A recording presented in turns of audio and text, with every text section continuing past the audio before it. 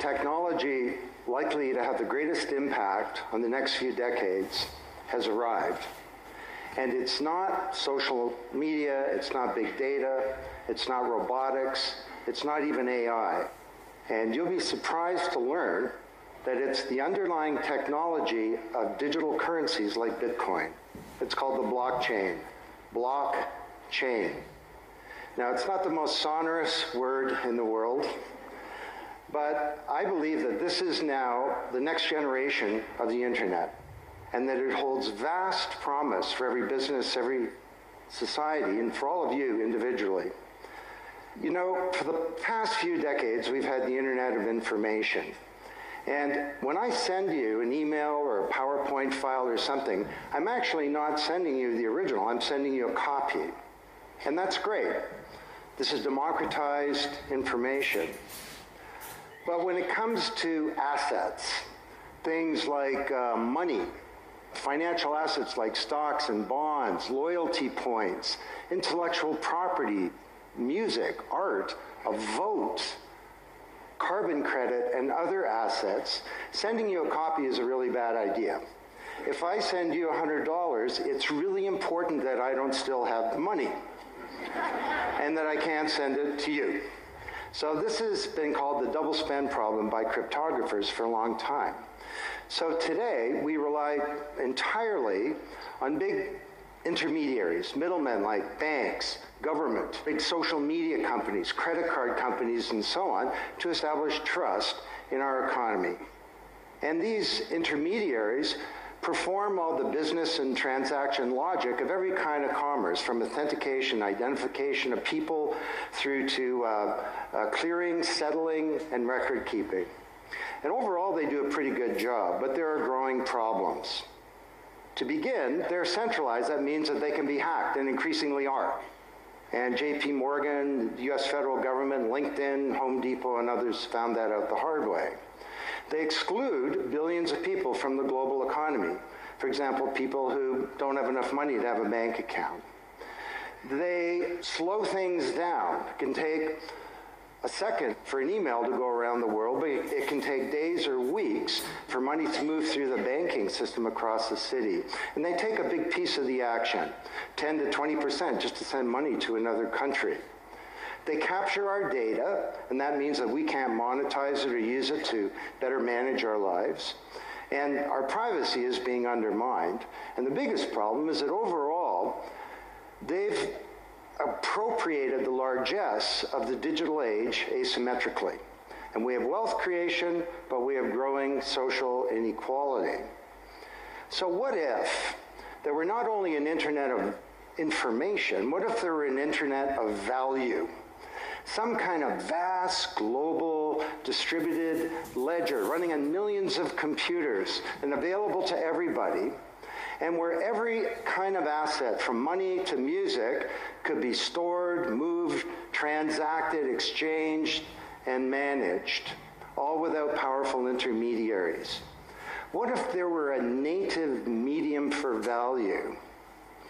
Well, in 2008, the financial industry crashed, and perhaps propitiously, an unknown or anonymous person or persons named Satoshi Nakamoto created a paper where he developed a protocol for a digital cash that used an underlying cryptocurrency called Bitcoin. And this cryptocurrency enabled people to establish trust and do transactions without a third party. And the seemingly simple act set off a spark that's ignited the world, that has everyone excited or terrified or otherwise interested in many places. Now, don't be confused about Bitcoin, okay? Bitcoin is an asset. It goes up and down, and that should be of interest to you if you're a speculator. More broadly, it's a cryptocurrency. It's not a fiat currency controlled by a nation state, and that's of greater interest. But the real pony here is the underlying technology. It's called blockchain. So, for the first time now in human history, people everywhere can trust each other and transact peer-to-peer. And trust is established not by some big institution, but by collaboration, by cryptography, and by some clever code. And because trust is native to the technology, I call this the trust protocol. Now you're probably wondering, well, how does this thing work? Fair enough. Assets, digital assets like money to music and everything in between, are not stored in a central place, but they're distributed across a global ledger using the highest level of cryptography. And when a transaction is conducted, it's posted globally across millions and millions of computers. And out there around the world is a group of people called miners. These are not young people, they're Bitcoin miners. And they have massive computing power at their fingertips, 10 to 100 times bigger than all of Google worldwide. And these miners do a lot of work. And every 10 minutes, kind of like the heartbeat of a network, a block gets created that has all the transactions from the previous 10 minutes. And then the miners get to work trying to solve some tough problems, and they compete. And the first miner to find out the truth and to validate the block is rewarded in digital currency, in the case of the Bitcoin blockchain with Bitcoin. And then, this is the key part, that block is linked to the previous block and the previous block to create a chain of blocks. And everyone is timestamped, kind of like with a digital wax seal. So if I wanted to go and hack a block and say, pay you and you with the same money, I'd have to hack that block, plus all the preceding blocks, the entire history of commerce on that blockchain, not just on one computer, but across millions of computers simultaneously, all using the highest levels of encryption in the light of the most powerful computing resource in the world that's watching me. Tough to do. And this is infinitely more secure than the computer systems that we have today. Blockchain, that's how it works. So the Bitcoin blockchain is just one. There are many. The Ethereum blockchain was developed by a Canadian named Vitalik Buterin. He's 19 years old. And this blockchain has some extraordinary capabilities. One of them is that you can build smart contracts. It's kind of what it sounds like. It's a contract that self-executes. And the contract handles the enforcement and the management, performance, and payment. The contract kind of has a bank account too, in a sense, of agreements between people. And today, on the Ethereum blockchain, there are projects underway to do everything from create a new replacement for the stock market to create a new model of democracy where politicians are accountable to citizens. So to understand what a radical change this is going to bring, let's look at one industry, financial services. You recognize this? Rube Goldberg machine. It's a ridiculously complicated machine that does something really simple, like crack an egg or shut a door. Well, kind of reminds me of the financial services industry, honestly. I mean, you tap your card in the corner store and a bit stream goes through a dozen companies, and each with their own computer systems, some of them being 1970s mainframes, older than many of the people in this room. And 3 days later, a settlement occurs. Well, with a blockchain financial industry, there would be no settlement because the payment and the settlement is the same activity. It's just a change in the ledger. So Wall Street and all around the world, the financial industry is in a big upheaval about this, wondering, can we be replaced, or how do we embrace this technology for success? Now, why should you care? Well, let me describe some applications. Prosperity. The first era of the Internet of information, brought us wealth, but not shared prosperity, because social inequality is growing. And this is at the heart of all of the anger and extremism and protectionism and xenophobia and worse that we're seeing growing in the world today. Brexit being the most recent case. So could we develop some new approaches to this problem of inequality? Because the only approach today is to redistribute wealth, tax people and spread it around more. Could we pre-distribute wealth? Could we change the way that wealth gets created in the first place by democratizing wealth creation, engaging more people in the economy, and in ensuring that they got fair compensation? Let me describe 5 ways that this can be done. Number 1, did you know that 70% of the people in the world who have land have a tenuous title to it? So you got a little farm in Honduras, some dictator comes to power. He says, I know you got a piece of paper that says you own your farm, but the government computer says my friend owns your farm. This happened on a mass scale in Honduras, and this problem exists everywhere. Hernando de Soto, the great Latin American economist, says this is the #1 issue in the world in terms of economic mobility, more important than having a bank account. Because if you don't have a valid title to your land, you can't borrow against it, and you can't plan for the future. So today, companies are working with governments to put land titles on a blockchain. And once it's there, this is immutable. You can't hack it. This creates the conditions for prosperity for potentially billions of people. Secondly, a lot of writers talk about Uber and Airbnb and TaskRabbit and Lyft and so on as part of the sharing economy. This is a very powerful idea that peers can come together and create and share wealth. My view is that these companies are not really sharing. In fact, they're successful precisely because they don't share. They aggregate services together and they sell them. What if rather than Airbnb being a $25 billion corporation, there was a distributed application on a blockchain, we'll call it B Airbnb, and it was essentially owned by all of the people who have a room to rent. And when someone wants to rent a room, they go onto the blockchain database and all the criteria sift through, help them find the right room, and then the blockchain helps with the contracting, it identifies the party, it handles the payments, just through digital payments are built into the system, and it even handles reputation, because if she rates a room as a 5-star room, that room is there, and it's rated, and it's immutable. So the big sharing economy disruptors in Silicon Valley could be disrupted, and this would be good for prosperity. Number 3, the biggest flow of funds from the developed world to the developing world is not corporate investment, and it's not even foreign aid. It's remittances. This is the global diaspora, people who've left their ancestral lands, and they're sending money back to their families at home.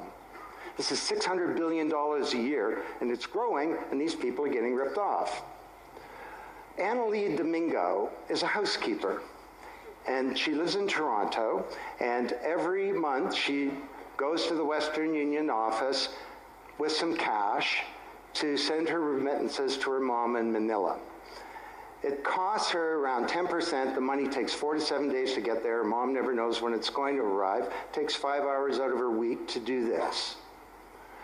6 months ago, Annalie Domingo used a blockchain application called Abra. And from her mobile device, she said $300 went directly to her mom's mobile device without going through an intermediary. And then her mom looked at her mobile device, and it's kind of like an Uber interface. There's Abra tellers moving around. She clicks on a teller that's a 5-star teller. He's 7 minutes away. The guy shows up at the door, gives her Filipino pesos. She puts them in her wallet. The whole thing took minutes, and it cost her 2%. This is a big opportunity for prosperity. Number 4, the most powerful asset of the digital age is data. And data is really a new asset class, maybe bigger than previous asset classes like land under the agrarian economy or an industrial plant, or even money. And all of you, we create this data. We create this asset. And we leave this trail of digital crumbs behind us as we go throughout life. And these crumbs are collected into a mirror image of you, the virtual you. And the virtual you may know more about you than you do, because you can't remember what you bought a year ago or said a year ago or your exact location a year ago.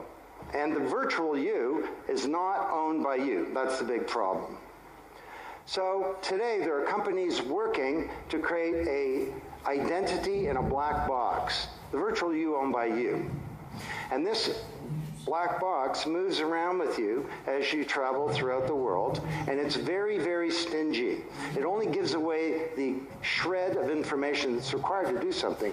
A lot of transactions, the seller doesn't even need to know who you are. They just need to know that they got paid.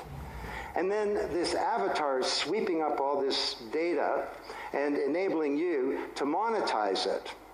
And this is a wonderful thing because it can also help us protect our privacy. And privacy is the foundation of a free society. Let's get this asset that we create back under our control, where we can own our own identity and manage it responsibly. Finally,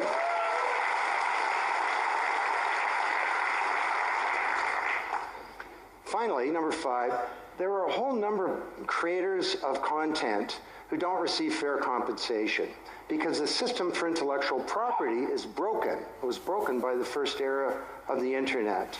Take music. Musicians are left with crumbs at the end of the whole food chain. You know, if you're a songwriter, 25 years ago you wrote a hit song, it got 1 million singles, you could get royalties of around $45,000. Today you're a songwriter, you write a hit song, it gets 1 million screams, you don't get $45K, you get $36, enough to buy a nice pizza. So Imogen Heap, the Grammy-winning singer-songwriter, is now putting music on a blockchain ecosystem. She calls it mycelium. And the music has a smart contract surrounding it. And the music protects her intellectual property rights. You want to listen to the song, it's free, or maybe it's a few microcents flow into a digital account. You want to put the song in your movie, that's different, and the IP rights are all specified. You want to make a ringtone, that's different. She describes that the song becomes a business. It's out there on this platform, marketing itself, protecting the rights of the author, and because the song has a payment system, in a sense, a bank account, all the money flows back to the artist, and they control the industry rather than these powerful intermediaries. Now, this is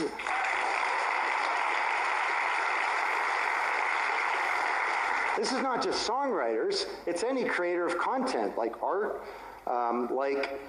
inventions, scientific discoveries, journalists. There are all kinds of people who don't get fair compensation. And with blockchains, they're going to be able to make it rain on the blockchain. And that's a wonderful thing. So these are 5 opportunities out of a dozen to solve one problem, prosperity, which is one of countless problems that blockchains are applicable to. Now, technology doesn't create prosperity, of course, people do. But my case to you is that, once again, the technology genie has escaped from the bottle, and it was summoned by an unknown person or persons at this uncertain time in human history, and it's giving us another kick at the can, another opportunity to rewrite the economic power grid and the old order of things, and to solve some of the world's most difficult problems, if we will it. Thank you.